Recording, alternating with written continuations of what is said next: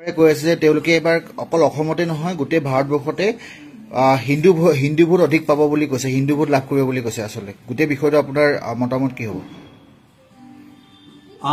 অত্যন্ত হাস্যকৰ বিষয়। কংগ্ৰেছে অকল তেওঁলোকে মুছলমান সমাজক লৈ পেলাই তেওঁলোকে ৰাজনীতি কৰে আৰু অসম নহয় গোটেই ভাৰতবৰ্ষৰ জনতাই সেই কথাটো উপলব্ধি কৰিব পাৰে। এটা নিৰ্দিষ্ট জাতিক অসমত কৰাৰ কাৰণে তেওঁলোকে সনাতন ধৰ্মক গালি পাৰে।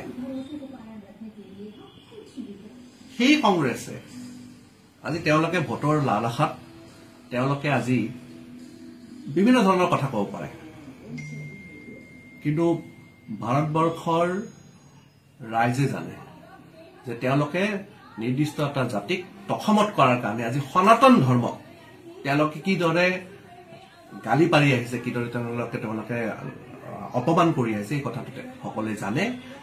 আজি ইণ্ডিয়া এলায়েন্সৰ কথা কৈছে আপুনি। আজি ইণ্ডিয়া এলায়েন্স কেৰালাত আজি কি পৰিস্থিতিত সনাতন ধৰ্ম অপেনলি তাত তিৰস্কাৰ কৰা হয়।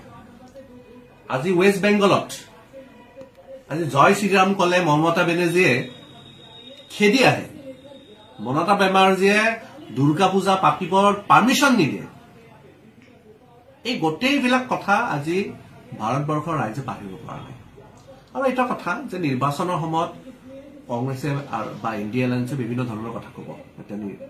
অসমৰ ক্ষেত্ৰতো আজি নিৰ্বাচন সমাগত, নিৰ্বাচনৰ সময়ত বিভিন্ন ধৰণৰ কথা হ'ব। কিন্তু আজি যি সময়ত আজি দেখা যায় যে যেতিয়া আজি নিৰ্দিষ্ট এটা ধৰ্মৰ লোকক অসমত কৰাৰ কাৰণে আজি তেওঁলোকে এই গোটেই তেওঁলোকৰ পুৰা যদি শাসনকালটো চোৱা যায়, এটা নিৰ্দিষ্ট ধৰ্মৰ লোকক অসমত কৰাৰ কাৰণে আজি কংগ্ৰেছে কাম কাজ কৰি আহিছে আৰু সেই কংগ্ৰেছক অসমৰ ৰাইজে কেতিয়াও বিশ্বাস নকৰে।